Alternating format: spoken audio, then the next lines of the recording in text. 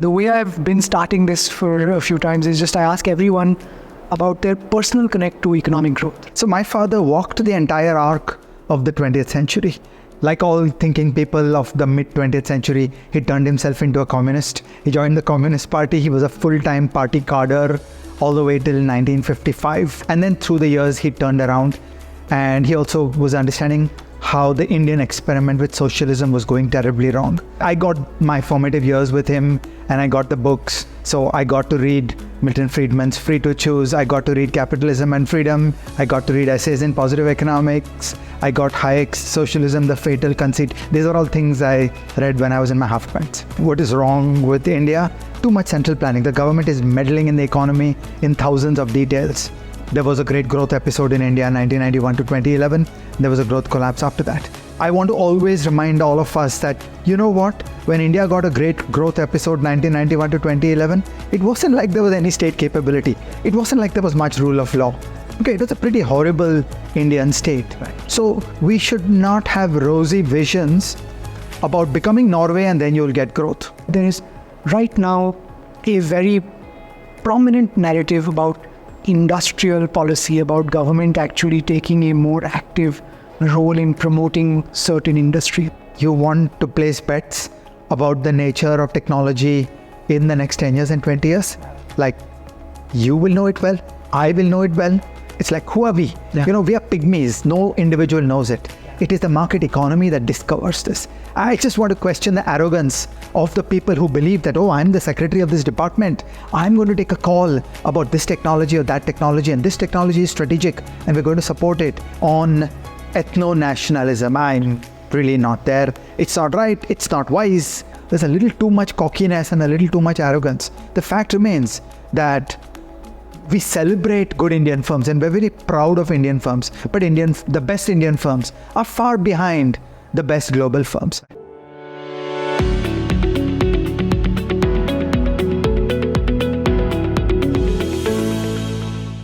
Hello everyone and welcome to another episode of FED Dialogues. I'm very happy to have with us Ajay Shah, who is one of the best thinkers on public policy in India and also author of one of the best books on the subject, In Service of the Republic. If you haven't read it already, I highly recommend it. Ajay has been at the forefront of many policy reforms in India, and I'm very pleased that we're able to discuss the subject of economic growth and what goes into it with him. Thank you for joining us, Ajay. Let's get started. Thank you, Rahul. It's my pleasure to be here. Great. Okay, so let's jump right in. The way I've been starting this for a few times is just I ask everyone about their personal connect to economic growth, right? What brought it home to you? How did you first notice it? What are the sort of anecdotes around growth that really connect you to it? I have a very odd answer. This is just what I got out of my growing up with my father. Okay, so my father walked the entire arc of the 20th century. He ran away from boarding school and came into Gandhiji's Quit India movement in 1942. Okay, so he came ticketless from Karachi to Bombay, slept at the railway station. Okay, that kind of madness. Then, like all thinking people of the mid-20th century, he turned himself into a communist. He joined the Communist Party. He was a full-time party cadre all the way till 1955. And so he fully knew that way of thinking. And then through the years, he turned around. Like Khrushchev's speech in 1953 made a very big impact. And then he thought deeply about the world. And he also was understanding how the Indian experiment with socialism was going terribly wrong. So these are all the stories I heard in my childhood that really growth is the story and growth is built in the private sector. It is built in firms, and the Indian state is a cancer of central planning and lack of rule of law. These are the stories I heard when I was in my half pants. So I kind of got this for free. Wow, that's amazing, right? Because for many of us, for me at least, it was 1991 that did it, right? So I was in this well before. So my father, was one of the economists of India who was early in understanding how broken the main paradigm of socialism was. He died far back. He died in 1984. So he didn't get to see the cancer being treated, unfortunately. Correct. But I got my formative years with him, and I got the books. So I got to read Milton Friedman's Free to Choose. I got to read Capitalism and Freedom. I got to read essays in positive economics. I got Hayek's Socialism, the Fatal Conceit. These are all things I read when I was in my half-pints. Amazing. So from all that, and obviously I've heard some of this, but I still want to ask you, what is, according to you, the road to growth, right? What is the most important thing that India should be doing, should have been doing to grow?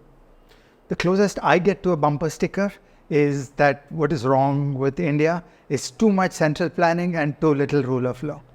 So that's just my best attempt at a bumper sticker, that too much central planning. The government is meddling in the economy in thousands of details, and too little rule of law.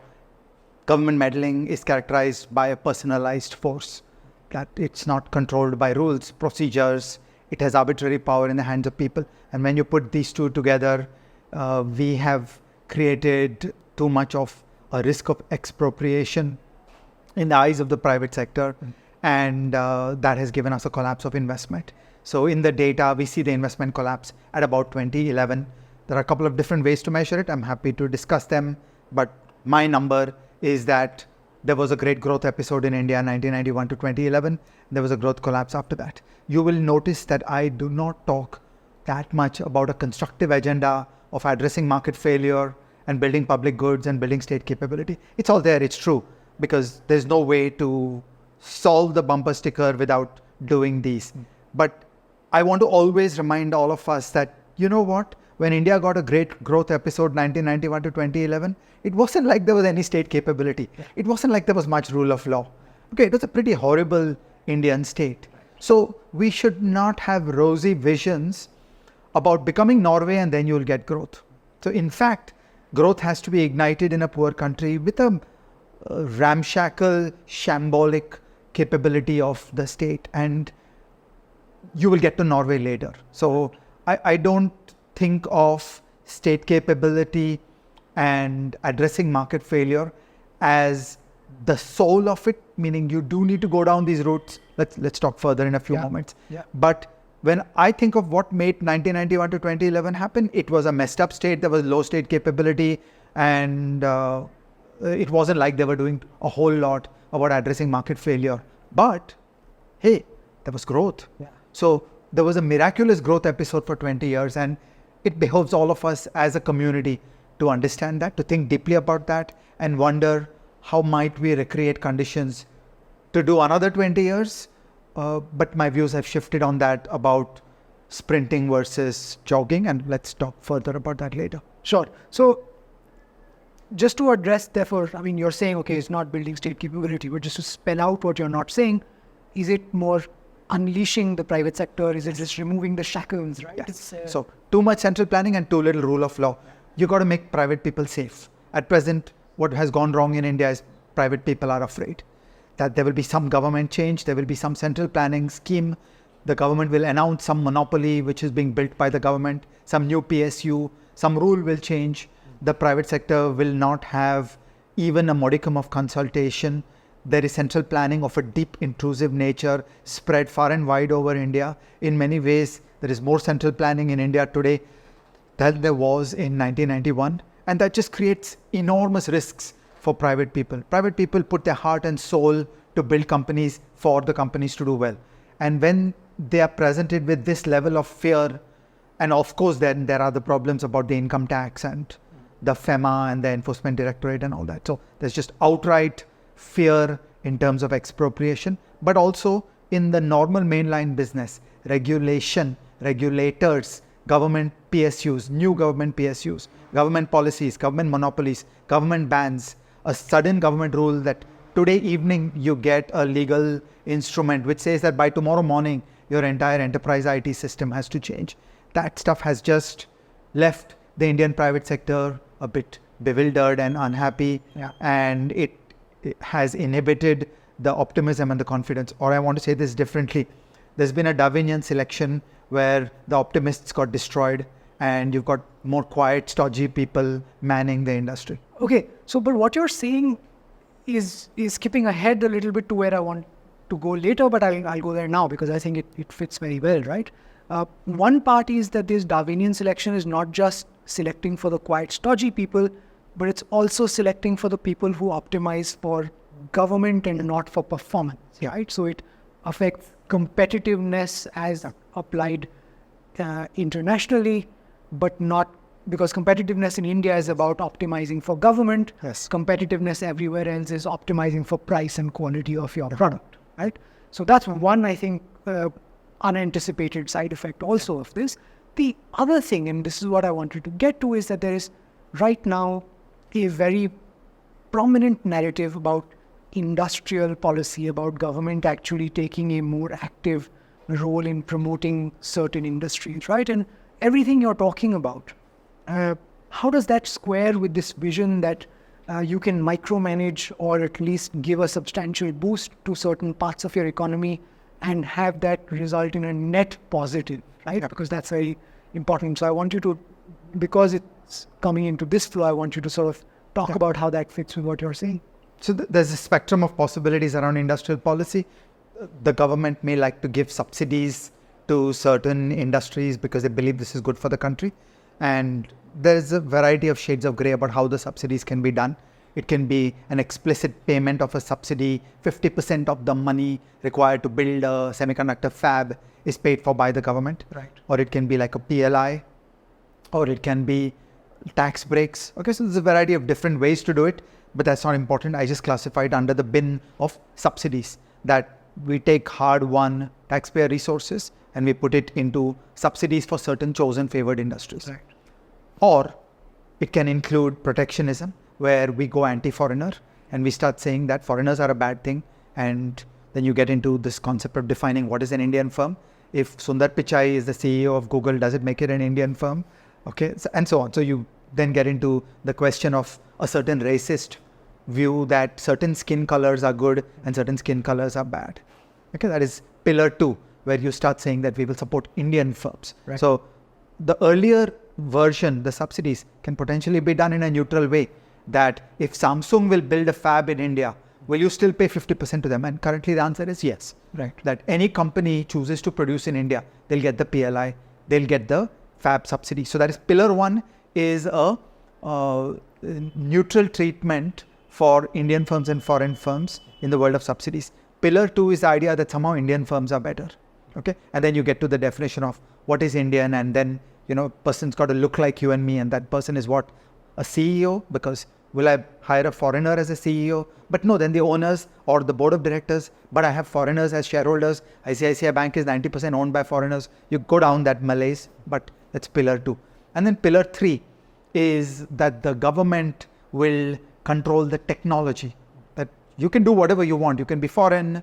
We won't particularly subsidize you, but we will use the coercive power of the government and control the technology. We will tell you how something has to be done. Okay, and it often originates under the guise of technical standards, but there is more than a whiff of central planning going on in pillar 3. And finally, pillar 4 is the government will build monopolies. Sure. So they'll build an Air India. Okay, so these are the 4 levers that are in play. And I feel this is a fair description all over the world. If you look around, you'll be able to classify these, that pillar 1 subsidy, pillar 2 is protection of national champions and a certain definition of ethno-nationalistic values. Pillar 3 is technical standards, that the government will tell you about technology. Right. That we believe X is right, we believe diesel is good, or we believe that green hydrogen is good. And finally, the 4th is the government will just say, look, let's skip this whole pretense of going through a market economy and all that. We'll just build the company ourselves. Sure. Okay, so these are the 4 forms of industrial policy. And all this is predicated on a couple of ideas. First, that the government is able to see better than the financial system in allocating resources. Okay, so for every optimist around central planning and industrial policy, I would say pillar 1 subsidy. Oh, but isn't that the job of the financial sector? Okay, some mad venture capitalist, some mad private equity guy is supposed to see the possibility and invest in a Uber and a Google when there was still a glint in somebody's eye. And if this is about the working of the financial system, then I would generally say, look, it's safer, better, cheaper to do it through the financial system. That now you can come up with a layer 2 argument that the Indian financial system is deeply broken. Right. And yes, the Indian financial system is deeply broken. And I've spent half my life on figuring out how to fix that, and a lot can be done. It's not too hard. It's a downside cheaper to fix the financial system as opposed to making the government a venture capitalist and placing bets. When a government places bets, there are many, many things wrong with it. Let's go through them. Thing one, public money comes at a high cost. Okay, so there is this very sweet concept of public finance that I think everybody in the world of public policy needs to know more about. Kelkar and I have nurtured this idea for a very long time. It's called the marginal cost of public funds. Okay, when a government spends 1 rupee, it's not at the cost of rupees 1 in the economy that got grabbed and got put into public hands and got spent. In fact, it comes at a whole range of expenses in the economy. It comes at an expense of the economic distortion of how people change their life in order to reduce the burden of taxes. It comes at the cost of the record keeping and compliance work by people in complying with taxes and in minimizing taxes. And it comes at the cost of all the complexity and the inefficiency and the further burden of implicit taxation where the government is borrowing, because in India, the government borrows very badly. It is 95% done by force. So there's another tax there. That government borrowing is a tax upon the financial system. Yeah. So all this drives up the marginal cost to society. In OECD countries, this MCPF, the marginal cost of public funds, has opinions and estimates of about 1.6 to 2. That is, for 1 rupee of government spending, it's a cost to society of 1.6 to 2. Right. And in India, the range of distortions and difficulties associated with government fundraising and government borrowing are much worse than anything we see in advanced countries. And you estimated it at 3. Yeah. So Kelkar and I hypothesized that the value is more like 3. Right. So when a venture capitalist uses 1 rupee, it's a cost of 1 rupee. When a government uses 1 rupee, it's a cost of 3 rupees. So it's just better for society that things should be done by the financial system. That's better. And one way of sort of seeing this for Indians is the higher cost of capitalism. Right? But the high cost of private capital is a better environment compared to the high cost of government money. Correct. Government money is the scarcest thing. I completely agree. I'm just saying that the high cost of private capital is partly a reflection of the failure of financial and macroeconomic policy. Right. Because, roughly speaking, as a first approximation, there is infinite capital in the world economy, and the cost of capital in the world economy is abysmally low. Right. So all the screw-ups that we see in India about the high cost of capital is to be laid at the doorsteps of bad performance by financial policy and other elements of macroeconomic policy, including debt management and monetary economics. Okay, but it's better to go through the financial system rather than through government, because capital in the hands of government is a very scarce thing. Right. The second problem with the government using money is that you get to public choice theory. Right. Why will a government scientist do the right thing? It's very difficult. The incentives are not there.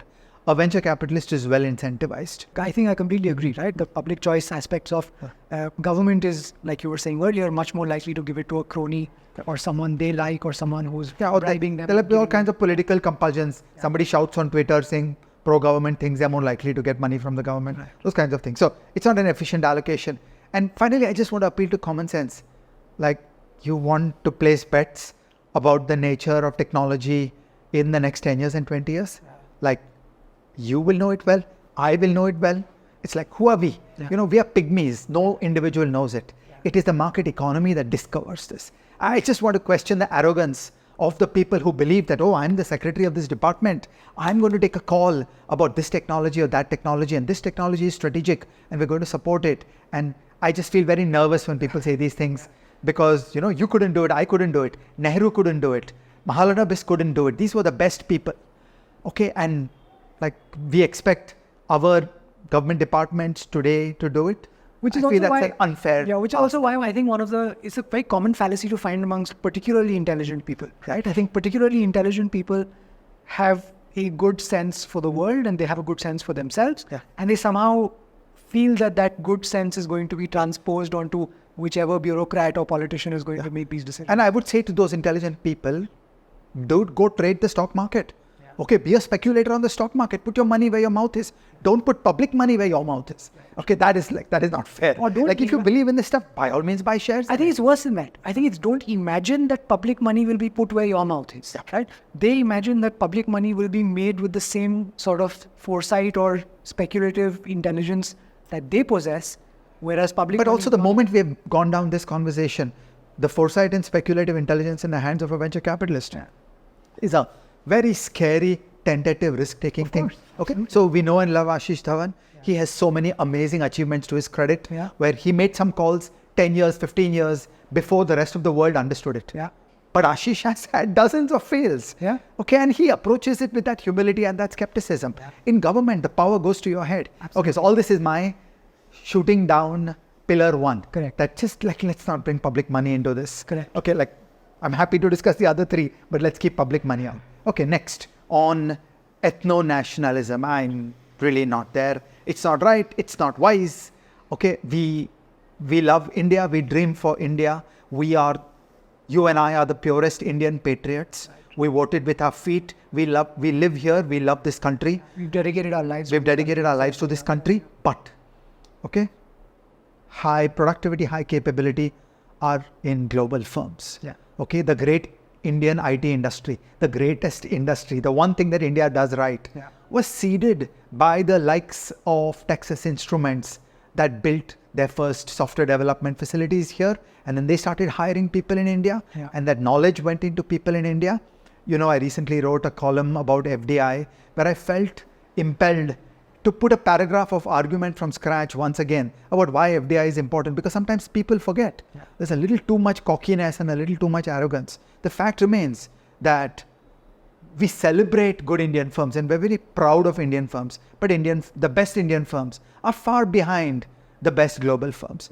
The best knowledge is in the advanced economies. I mean, so let's not lose sight of the development journey. Infosys is a really good firm, but Infosys does not hold its own when compared with a Google or a Meta or an IBM and so on. And so they're different, and there is a lot to learn, and that learning happens when global firms choose to operate in India. So we should be focused on Indian people here in India. So for example, I'm very pro work visas and expats living in India. Why? Because when an Indian firm takes the trouble of bringing in somebody from abroad and putting them to work in India, it's because they have special knowledge, they have special skills. And that knowledge percolates into our co-workers. Everyone who works with them. Everyone who works with them learns more. And they seed the Indian landscape. And that's the way we should approach it. So I want to shoot down pillar 2, which is like, let's not get into ethno-nationalism. And then some people will say national security. And I always say wall off national security from economics. The best foreign policy is 8% GDP growth. So yes, Ministry of Defense should figure out national security. If I was them, I would worry about it. But there are ways to do it without distorting the economy. That you need the economy to work. A strong, robust, fast growing economy is the greatest strength of any country.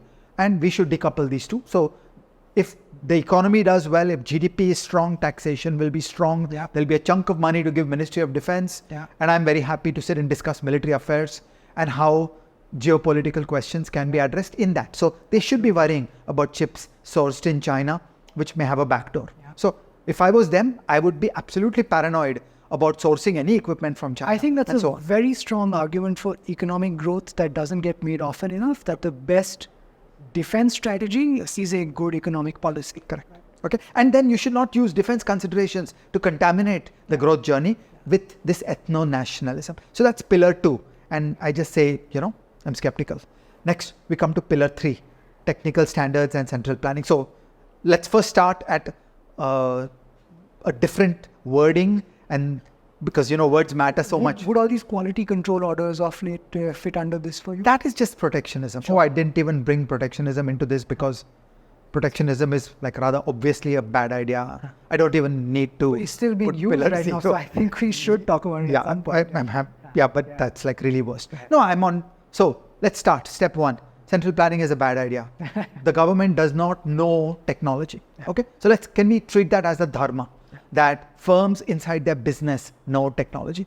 That the subtlety, the sophistication of production in a modern environment is known to private people and only to private people, and governments will never know this. And you've just got to deeply internalize this proposition. And even private people get it very wrong. The way we ultimately converge to technologies that make sense is through many, many private people getting it wrong and failing. And making mistakes. It's a process of discovery, not design. It's never a top-down imposition of one answer. Okay, so let's start at that foundation, that you really don't want a government. Once again, it's a bit like a venture capitalist. So here, the counterpart is like the senior management of the company and the board of the company.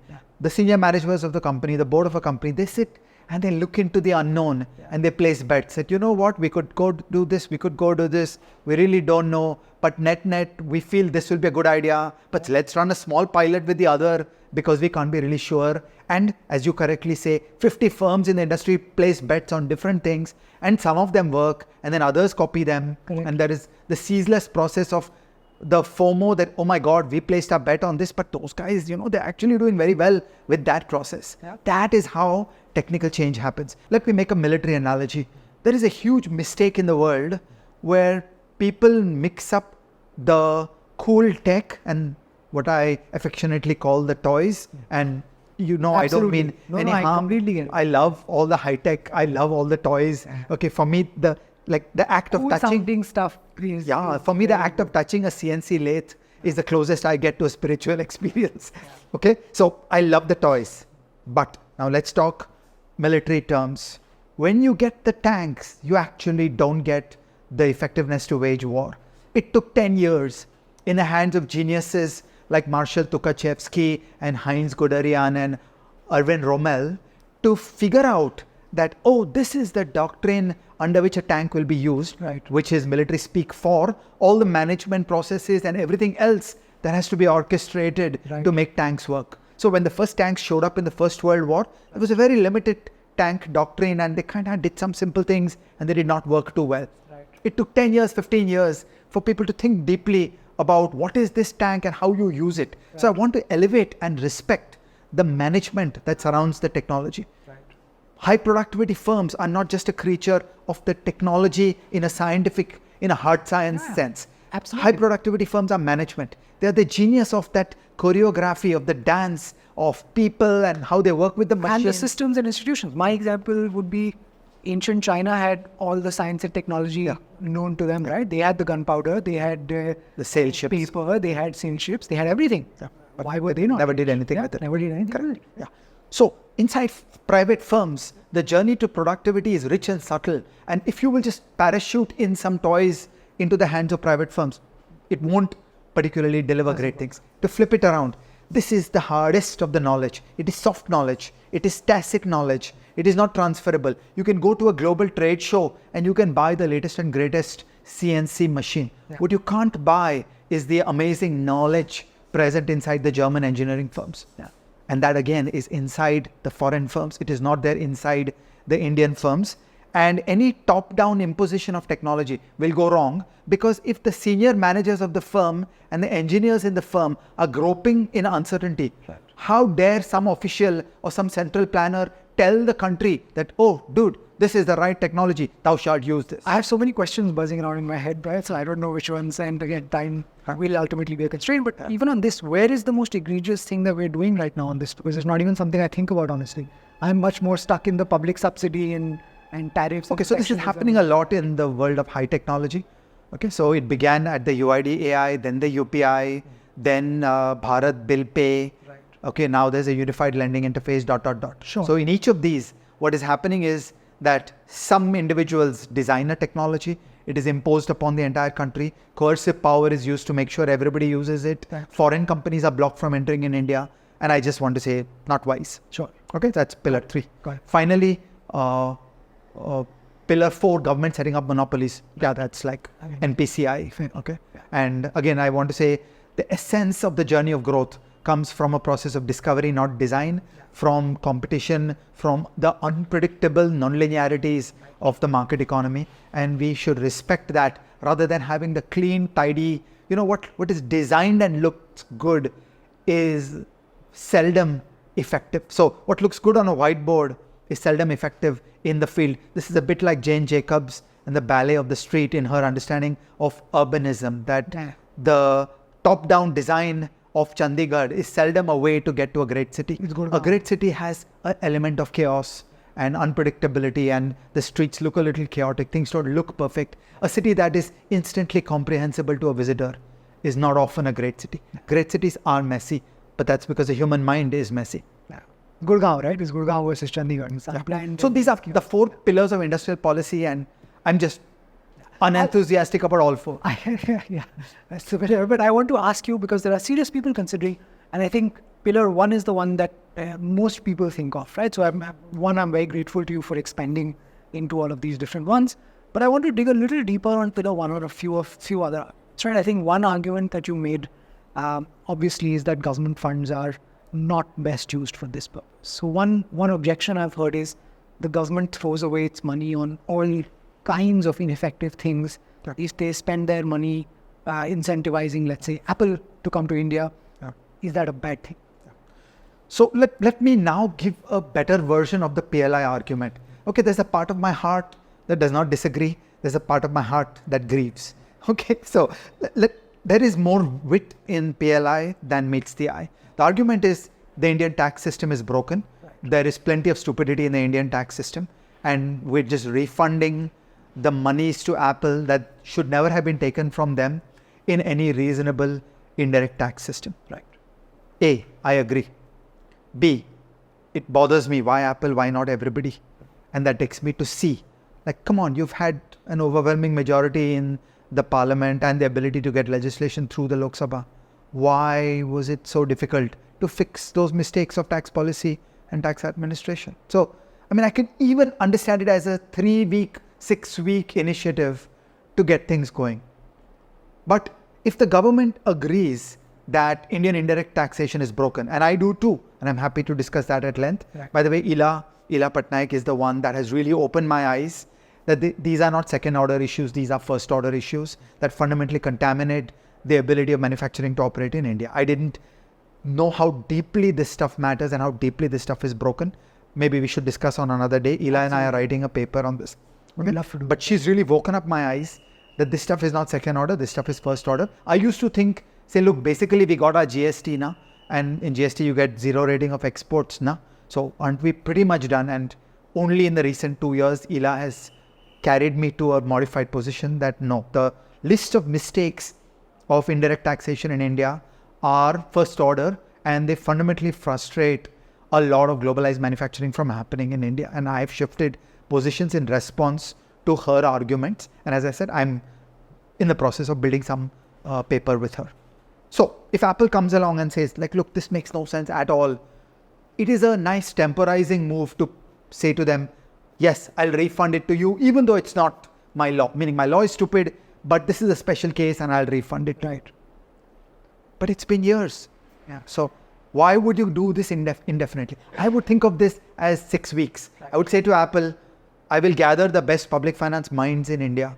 I will get them to write a committee report on what has to be fixed in indirect taxation. I will put it through an FSLRC process to draft a high quality law, and I will enact the law, and until I enact the law, I will refund it to you. And if that was the game plan, again, in temporizing, I would buy a PLI thing. Where I'm unhappy is that this is just stabilized. It's been normalized that this will go on indefinitely. Tax policy in India will keep on being badly done. We will keep on having a failure of economics knowledge being brought to bear on tax policy. Right. So slightly different dimension, right? I think it was initially very much sold as we have competitive disadvantages, not just tax policy, although again, I think I also need to learn about how that's more important. But the whole bunch of other things, right? Infra, logistics, so again, in fairness to the PLI guys, that's not what they are refunding. So I've seen some calculations, they're just doing careful calculations around taxation. Yeah. Everything else, in my opinion, is fair and square. Right. So whenever people say that, but electricity in India is expensive, I say, but people in India are cheap.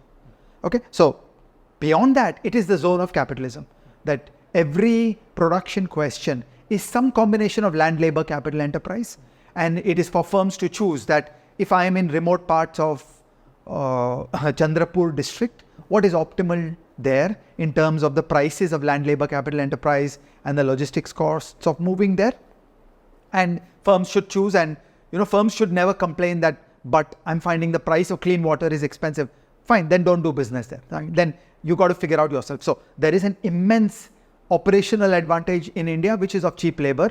And again, to the extent that government policy, namely labor law, is interfering with the ability of firms to do voluntary contracts with workers at lower prices. Right. It is the Indian law that needs to change. you should not be subsidizing the firm, you should be fixing the law. So we should be going to the root cause and solving Remove things. the distortion, right? You should remove the distortion. Don't try and introduce another distortion on top of it. But in fairness to what is being done as PLI, at least my understanding is it's only indirect tax calculations. The other things are not being paid for by subsidies. Got it. And it was time limited in the initial conception of it. I think it remains to be seen whether it stays time limited, right? I think that's an important one. But I think what you said is an echo of what I often say, is that as part of a comprehensive strategy to attract investment, improve the business environment of India, it makes sense, right? Like, sure, you may want people to come in while you fix stuff, but I don't see a lot of the stuff being fixed, right? Yeah. And that is, I think, short-sighted. I think it is also short-sighted to say, okay, just don't do it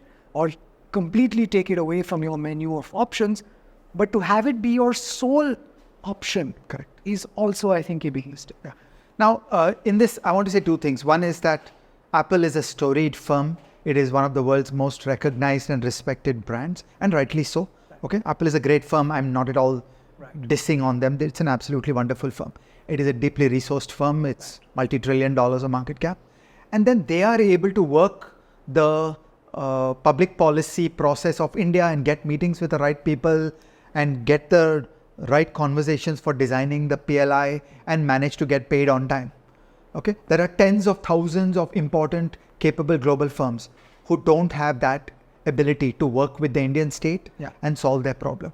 The really important thing about solving things through policies rather than these kinds of individual deals is that it throws open a vastly greater universe of entrepreneurship and imagination and risk-taking, that there'll be some bloke in Finland that you haven't even thought about who has an idea and who has one friend that he went to college with who lives in Hyderabad, and they make the call and they say, you know what, let's try this. And they'll build a small firm initially with 200 people. It'll work well. It'll grow to 2,000 people. Then it'll attract 4 other firms. That's how capitalism works. So this big firms centric view of creating policy environments that work for the largest firms is also limiting in terms of the scale of its impact. And finally, I just want to babble on the nature of the policy process. The first thinking on the GST originated at NIPFP in the late 90s. There was a Govind Rao report on service tax, where while writing a report on service tax, he started saying, look guys, you got this all wrong. You need to integrate everything into one unified tax. Then after that, Kelkar, Arvind Modi and I were part of a FRBM implementation task force report that was commissioned by Jaswant Singh, where we proposed that the best single way to deal with the problems of indirect taxation is to fuse it all into a single GST, and we did a first working design of the GST. This report was 2003. Okay, so the idea came from the intellectual community in the late 90s and the early 2000s, and it turned into the GST in 2016, 2017. Okay, these are the kind of time lags about how ideas are incubated and many people get persuaded, and then gradually it goes closer to the implementation. So if Ela was educating me on the extent to which errors in indirect tax are of first order importance for the possibility of globalized manufacturing in India, partly I am a little clueless and I came late to the party and I didn't understand this, but partly we've got a 10-year story in front of us of the journey of building these ideas, getting 20 papers out, socializing them in the seminars and the conferences, securing a mainline consensus amongst the economists and the other writers, and then, future governments will do them. Yeah. At least 10 years. Yeah. Okay. Another argument, right, that gets spoken of very often is that to compete with China, it's not enough to have sort of standard economics work, right? Like that competitiveness is not enough. They are being subsidized to an extent that you need to do the same. How do you think about that? It's a fair question. It's an important question. All of us need to think deeply about it. China is one of the most important phenomena of the last 30 years, and we should all spend more time and effort thinking deeply about China, and we should worry about the question that you've just described. I want to take you back further into history. In the 80s, there was a problem known worldwide as Japan Inc., where firms that operated in normal market economies felt that the collaboration between Japanese firms, which is violative of any normal, competition law. For example, the Indian Competition Commission would not allow firms of the same industry to make deals on each other of certain kinds. But that's how Japan was working. And orchestrated and synchronized by the Japanese MITI. And it was felt that that was unfair then. Okay. I want to talk about today's Chinese problem as a couple of different heads. There's one part that is just outright IP theft. They have resorted to cybercrime and stolen knowledge. And that, I think, just crosses a line. Nobody wants to go there. That running cybercrime and stealing software and stealing technical designs from elsewhere in the world is just not on. I seem to remember there are some Cisco routers which appeared as the releases of some Chinese company, and it was a cybercrime coup that the entire firmware of the router and the entire designs of the router was stolen by Chinese gangs and to some extent with government support. And this is just not on. No civilized country should accept that. And now you get to the problems of how state-to-state enforcement will happen. That if Cisco is an American company and they will work through the United States government asserting that such IP theft has happened, will there be enforcement in China? And if there isn't, then, I think we are in a different place and we need to think more about how to deal with the China problem. So this is one kind of problem, which is outright theft. And a variant of this problem is that many global companies have found that they get a factory built in China and without their knowledge, under the cloak of the Chinese language, 500 kilometers away from that, an identical factory springs up. Because all the drawings and the designs and the engineering details of that factory are there in the hands of some Chinese people or the other.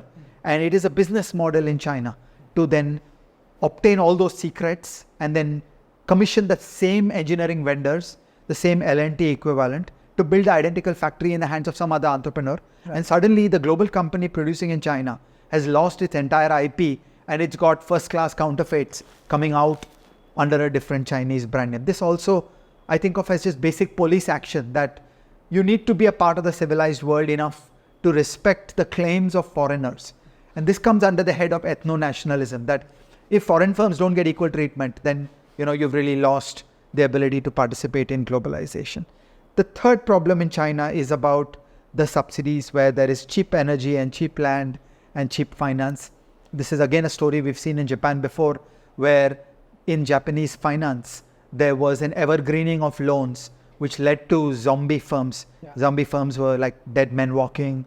And these were firms where in any reasonable world, they ought to be bankrupt. But they're just propped up with government hinting to the banks that, please support this guy. We don't want this big firm to go bankrupt.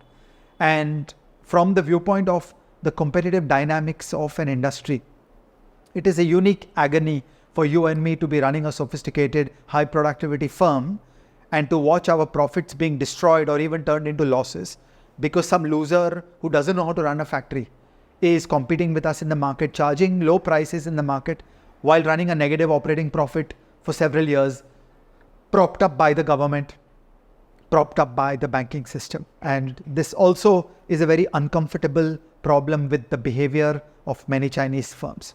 Finally, there is a here and now. There is a very unique moment in Chinese history today. Now, here, in the last few years, there is a macroeconomic collapse going on in China. Okay? Many people have scoffed at some of these claims for many years. I have been criticized by people saying China pessimists have been forecasting that the China model would peter out for 30 years now. Okay, and I've been wrong every time. And people like me have said, no, but we are right this time. Okay, so something important has changed. And we have to go back into the history and so we can see more deeply. And so it wasn't that the collapse of China happened out of thin air. It happened because there were major changes in China. And the major change was the rise of Xi Jinping. Xi Jinping concentrated power into himself. So Deng Xiaoping's project of becoming a more open political system with dispersion of power was broken down by Xi Jinping. And reversed by Xi Jinping, and power was concentrated back to Xi Jinping and his cronies. What little political system liberalization had happened was reversed. Many more people were sent to jail. The freedom of speech in China went down.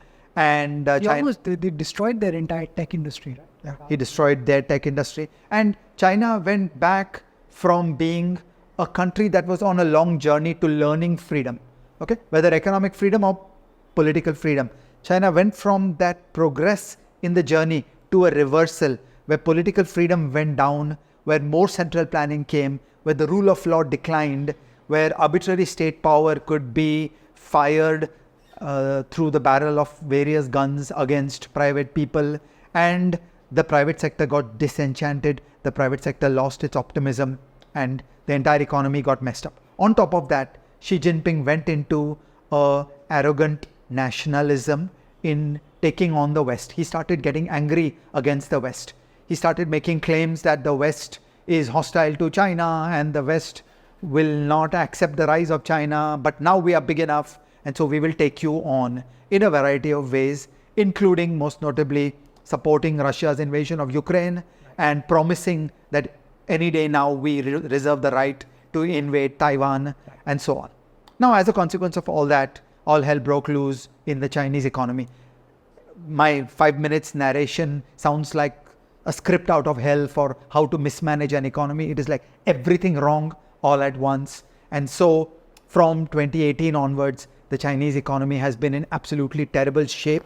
And they are facing zombie firms, zombie banks. They have built entire cities worth of real estate which have no buyers. And there is a great deal of their production capacity which is ripe for bankruptcy. And now you come to the political decisions of China, that it would be a political catastrophe for Xi Jinping if there was a 30% decline of per capita GDP, which is the sort of adjustment that is required. That Chinese general equilibrium comes back to balance when Chinese per capita GDP will decline by 30%. Okay, Xi Jinping is not willing to accept that. So there is a vast scale of financial and other subsidies to the firms, where firms are being told, look, don't close down. Like, just get enough revenue to pay your direct operating cost and everything else we'll figure out. Now, if you're going to produce widgets and sell them at the direct operating cost, then they're very, very cheap. And there is a tremendous push by the Chinese government in important Chinese industries to try to export those things as a way of just keeping those jobs and the capacity utilization of those factories going. In many industries, a lot of the world economy has put up trade barriers against China, which there's a bit of a hydraulic analogy that if you're going to export to 4 countries and if 2 of them put up trade barriers, then the pressure of exports on the other 2 countries gets even worse. The Chinese macroeconomic crisis involves an amazing thing, which is deflation. Their aggregate prices are going down because the economy is in such bad shape. So think of the CPI as the price that is the clearing between aggregate supply and aggregate demand. Right. And things are so bad in China that the CPI is going down. Well, when deflation happens, it also means that you're exporting at very low prices. Yeah. So there's a very unique moment in global macroeconomic history where a systemically important country is leading a policy regime of bad macroeconomics that will generate large-scale destruction of industrial capacity and unemployment in trade partners. So we're not in a normal world of trade policy anymore. And so for the first time in my life, I have written a protectionist article about the crisis of Chinese exports coming into India.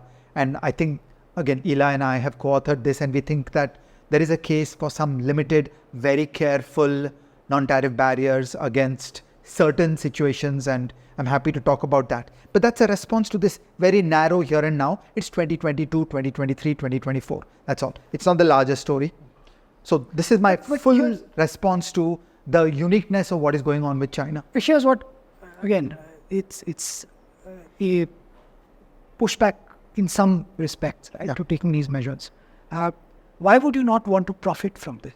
Yeah, so it's a fair question. As an example, in the article, we say that the case for protectionism in India is only when there is a significant Indian industry which has institutional capabilities, which has management knowledge, which has high technology, that is worthy of protecting.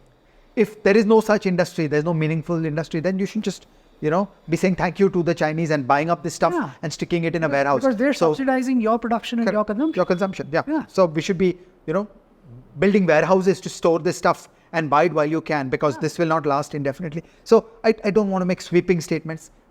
There is a need for limited, careful kinds of non-tariff barriers done with great care. And, as you read that article, you will wince thinking of the level of state capability and political economy required to get this right. You are your own greatest critic on that article, right? Because it is very difficult to do it right. It's very difficult to do it right, and this is one of the sort of, you put out 4 pillars, right? And this is one of the sort of horizontal issues with implementing correctly on any of those pillars, right? It's state capability is just a choke point everywhere. Yeah, and so I want you to talk about that.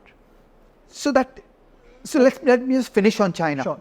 So it is not unconnected that there is a Chinese macroeconomic collapse and there is Chinese industrial policy.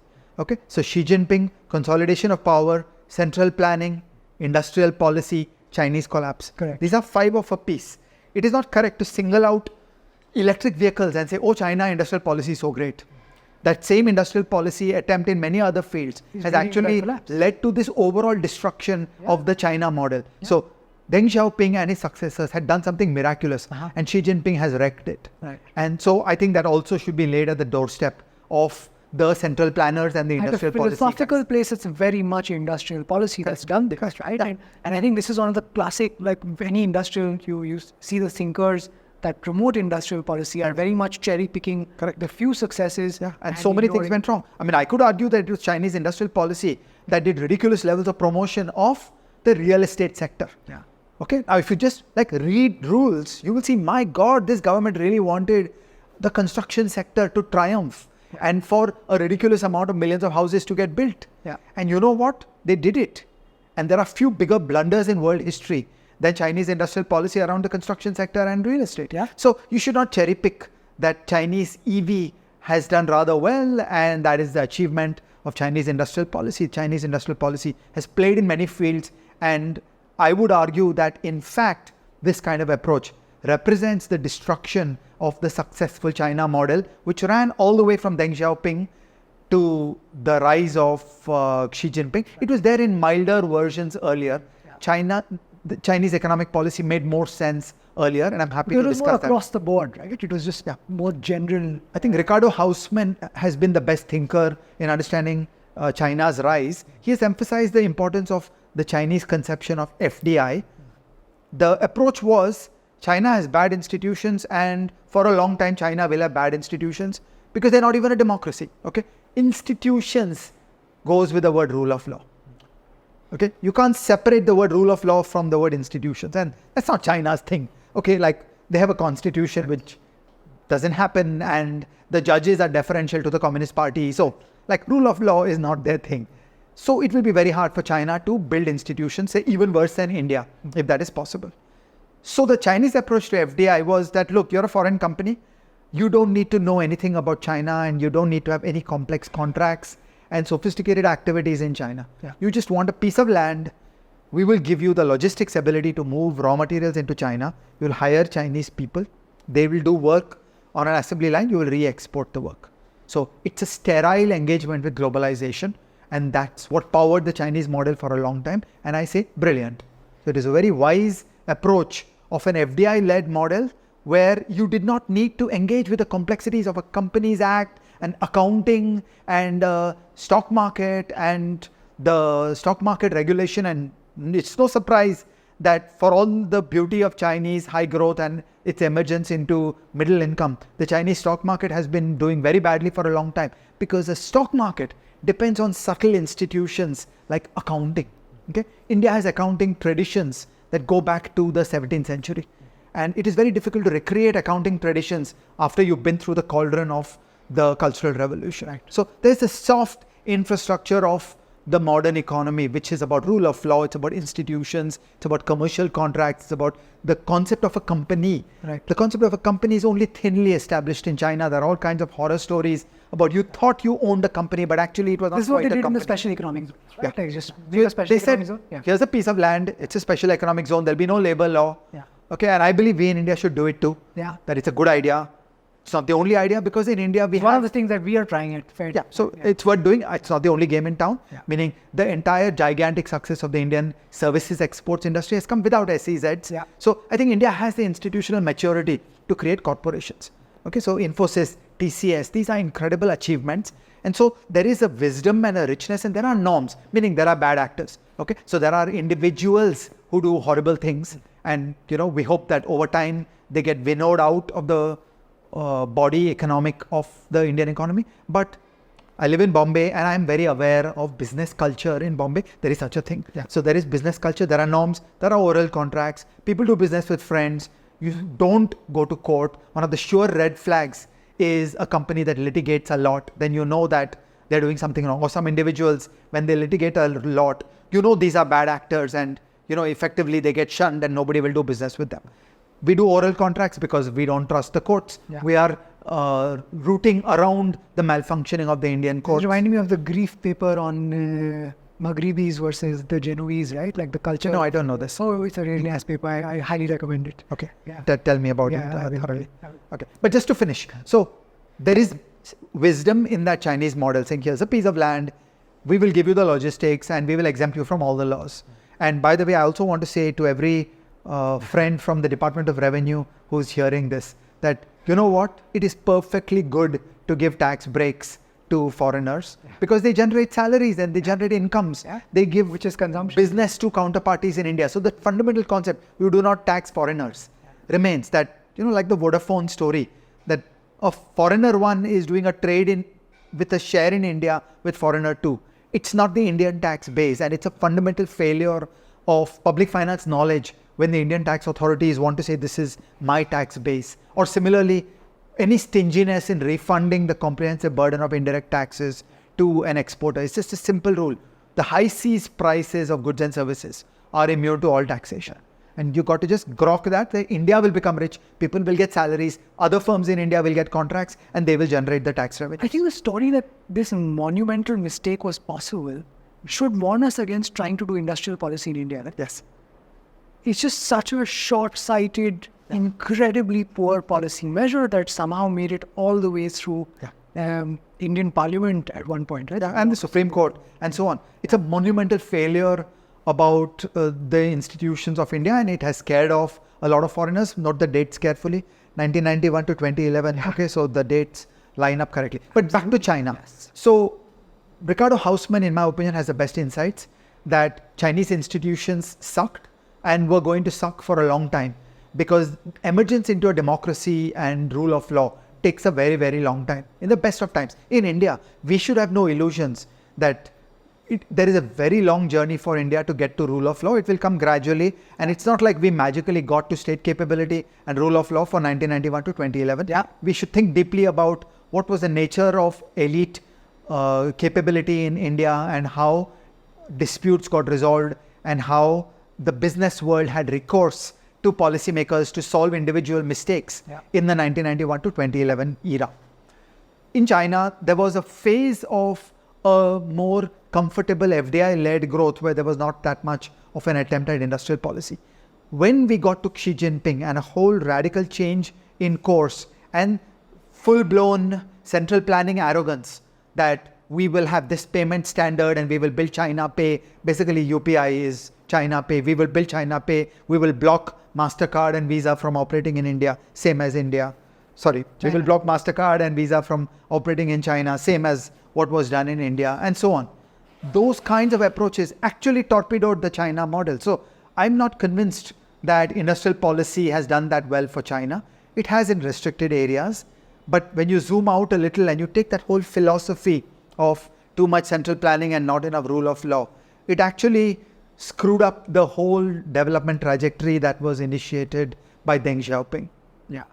So that's China, right? But what about the story of Japan and how that worked? That's another classic story. And there's stuff I've been hearing about Taiwan. So if you know something there, I'd like to hear about. I don't know. Sure. I've not studied Taiwan adequately. But Japan is a very, very interesting story. And I've read about this all my life and argued with myself and with everybody that I could find. There is no question that the early decades of MITI is the industry ministry of Japan. There's no question that the early decades of the MITI were quite a success. that in field after field, they centrally planned that there shall be the rise of a Japanese industry in steel, there shall be a rise of a Japanese industry in electronics and automobiles and so on. So they did it several times, and it was an important part of powering the early rise of Japan. There's no question that that happened. So we should wonder that what worked, why did it work, does it scale? I mean, give me a second. Right? You're saying there's no question that it worked, but I have come across narratives that do question it worked, right? Like Soichiro Honda, no less than him, right? Is supposedly a big critic of MITI, saying that Honda could have grown faster and more had it not been for... It's about which period you look at. So by Sony the at one point 80s, was, by the 80s, MITI was fumbling and failing. But I'm discussing 50s, 60s, 70s. 50s, 60s maybe, but the period I'm talking about is 60s, early 60s, when the automobiles were starting to go, right? Like Honda had to really sneak into automobile production. Sony was banned from acquiring transistor technology, even initially, right? So I'm not 100% sold on the idea that, but even if we are to buy that, I think what you were getting to was still important. So let me tell my story and how I understand absolutely. it. So point number one, you have to look at the level of state capability and the ethos and the national cohesion. Japan got to the Meiji Restoration in 1869. And from that point onwards, they had begun on a determined journey of rising up to the levels of the advanced economies. Okay, all of us famously know the stories that in 1869, they sent boatloads of young people from Japan to go study the world. And they brought back scientific knowledge, they brought back institutional knowledge. I think there were debates in Japan that should we take British law or French law or German law, and they decided Germany is the most advanced country in the world, so we're going to take German style law. Okay, things like that. They systematically took the knowledge from the European frontier and they said we're going to reinvent the country like this. Everybody likes to point to the milestone of 1905. In 1905, Japan won a war against Tsarist Russia, where Tsarist Russia was halfway there to accessing the knowledge and institutional capabilities of the West. So Russia has never been up at the level of the capabilities of Germany and France and the UK, but it was a semi-Western nation. So, it was not like Japan invading Korea or China or Formosa, where they would face lower levels of capability. And the Russian Navy had British technology. And despite that, the Japanese, with an entirely homemade navy, without purchasing ships from Britain, they fought a naval war against Tsarist Russia and they won. And this is 1905. So by 1905, there was an advanced capability in Japan. Japan is not a developing country. And so when we come to questions of state capability, by 1905, there was significant state capability. Then we get to the Second World War, and there was an amazing Japanese process of truth and reconciliation, of understanding and accepting the guilt of what Japan did in the Second World War. And then coming out of that, it is all too easy for a nationalist to whip up hatred against the Americans, saying that the Americans used atom bombs at Hiroshima and Nagasaki, and the Americans ran a colonial occupation of Japan, and the Americans imposed a constitution on Japan. All of which are true things. All of which are true. Okay?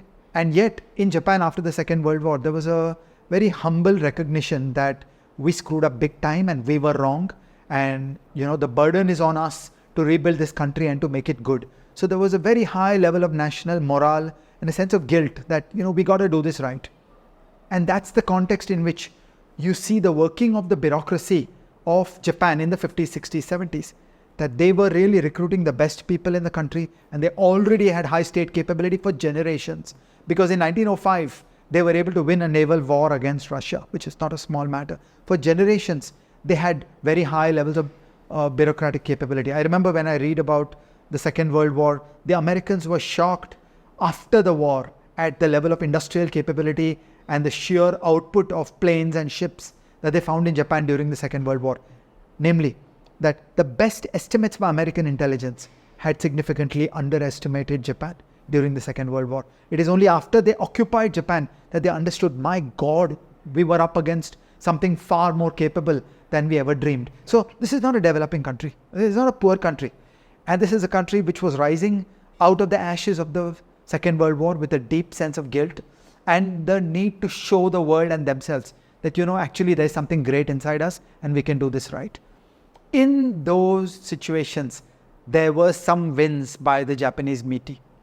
Okay? But you have to see the particular circumstances. And also, then there's a cherry picking problem. So in the 80s, MITI famously went after the semiconductor industry and came to naught.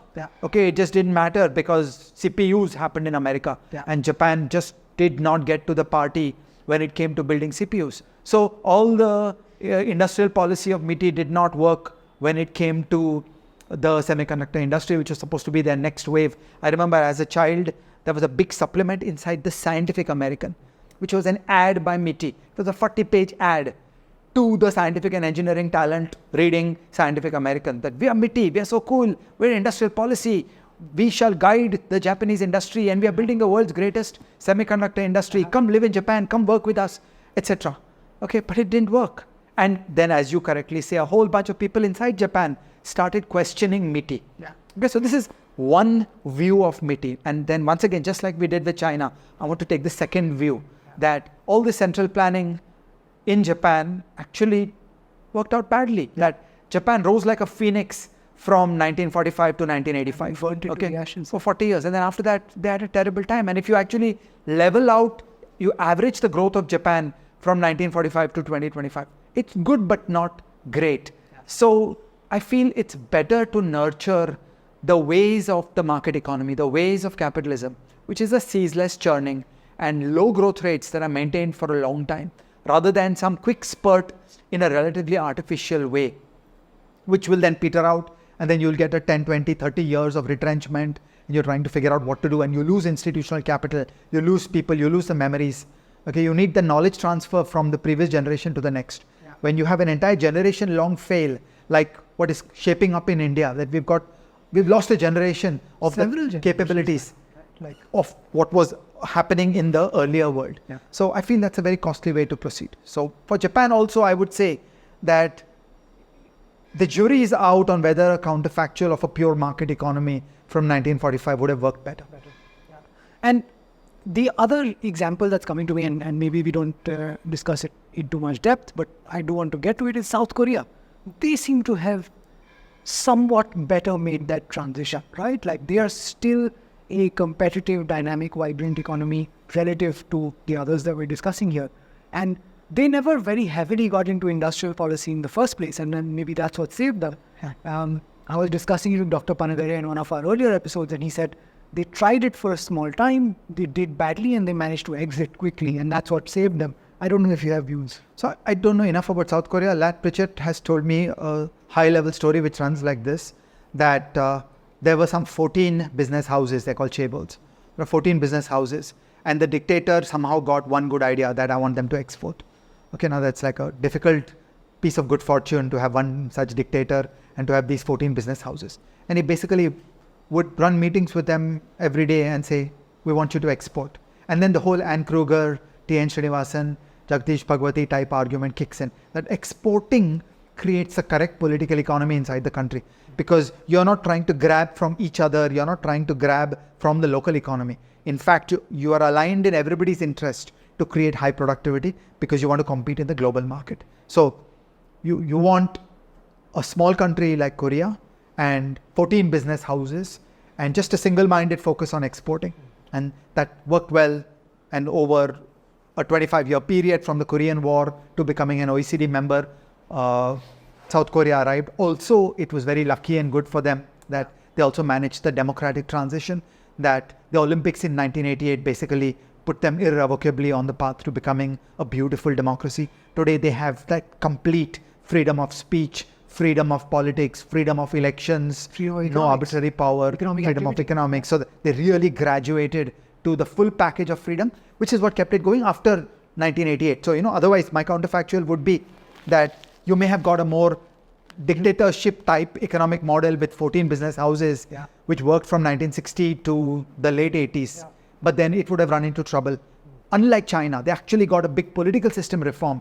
And at the right time, by the late 80s, they were turning into a democracy. And so then they got the whole machinery of the liberal package of freedom, of true ability of individuals at self-expression and living their own lives, which really, brings out the best for all of us. Yeah, this is a fantastic note to end on, but I don't want to end because I think one very cool thing that you said, and you said this to me before, and I want you to just take a little bit of time to talk about it, is, and it's very connected to what you just said, right? What they happened to just get right is that export was critical. It's critical for industrial policy, but we've discussed this before, it's also critical just if you want to grow as a poor country. And you said over time you've come around to this view that exporting is one of the most important things. If you can just summarize your views, and I think after that we'll call it a episode. So exporting is a great place to be, because the only way to compete in the global market is to be good. Then, there's no cheating. Like, you can't do the domestic political economy of one firm screwing another. And we've seen plenty of that in India. Okay, so all of Indian finance is a warfare of one firm against another, implemented through the regulator. That firm 1 wants a certain kind of rule, firm 2 wants another kind of rule. And it's a very toxic environment. So the beauty of exporting is you're competing outside.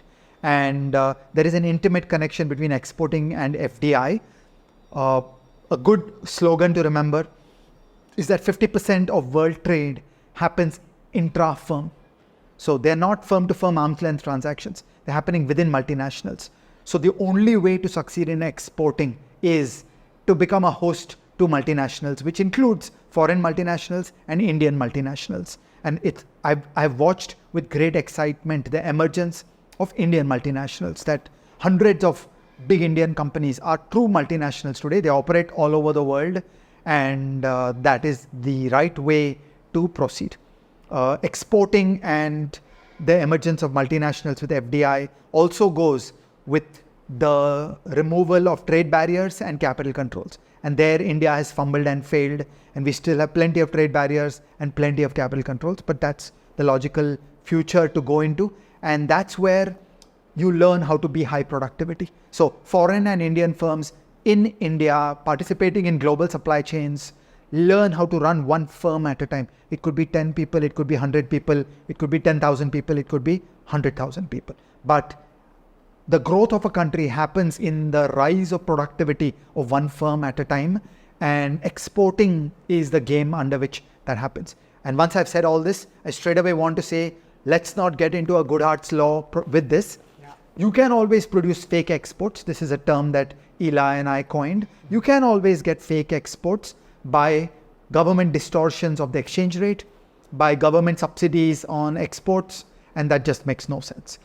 So you should not be foolish in how you seek exports. Meaning, when the dictator sat with the 14 business houses, they didn't turn around and say, give us a fake exchange rate, give us subsidies, then we'll export. Right. The dictator said, no, shut up, I want you to export. So what's getting in your way, we'll clear your way, but we're not going to we're not going to give you a subsidy. Yeah. We want you to perform. Yeah. So performance is defined as exports. Yeah, and these park meetings famously had, you tell me who's stopping you and what's stopping you, and I'll get them out of your way. Yeah. And but I'm not going to give you subsidies. Yeah, and I think if we can just get stuff out of the way for Indian firms. But there you get to rules and deals and the problems of India. All in all, South Korea was a small country. Yes. Okay, so it's a minor population compared with even North Korea. Yeah. And you can imagine the span of control and the personal conversations of a Park or a Lee Kuan Yew pretty much spanning the business environment. Yes. That's not feasible in India. In India, we have to go much more into rules, because there are tens of thousands of firms spread all over India.